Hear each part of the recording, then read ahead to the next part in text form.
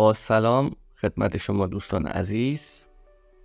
بنده بهزاد جلیلی هستم، طراح و توسعه دهنده وب.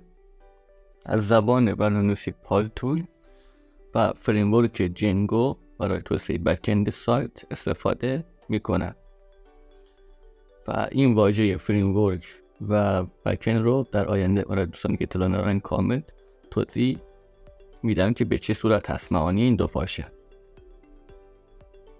و قراره تو این پیج بنده پایتون رو از ساده ترین حالت ممکن تا مباحث پیشرفته و فراتر از اون خدمت شما آموزش بدم، یعنی به صورت کامل و به زبان ساده و شفاف.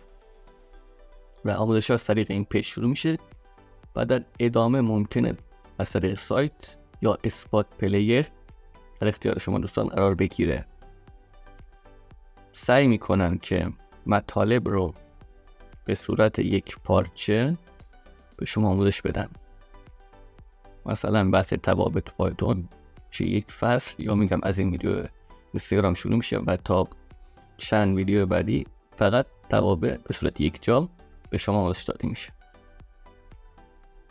خب پایتون یک زبان اسکریپتی تفسیری، یعنی کد رو خط به خط اجرا میکنه که اینا هم توضیح داده خواهد شد و یک زبونی که خیلی سینتکس جالب و باحالی داره و ساده است. سینتکس ساده ای داره.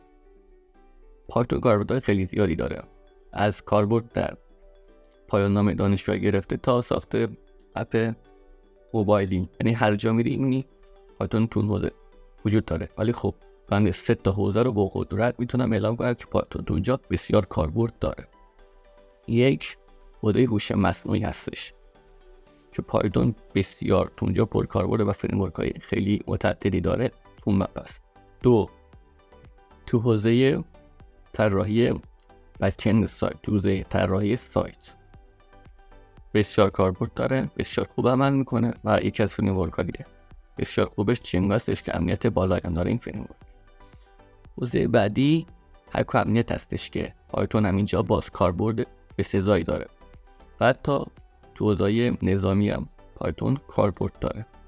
خیلی جاها کاربرد داره. واقعا یک زبان عالی هستش. و بنده سعی میکنم همونطور گفتم پایتون از این پیج به شما به ساده ترین حالت ممکن آموزش بدم از طریق همین پیج. پس با هم بریم و یک مسیر هیجان انگیز رو شروع کنیم.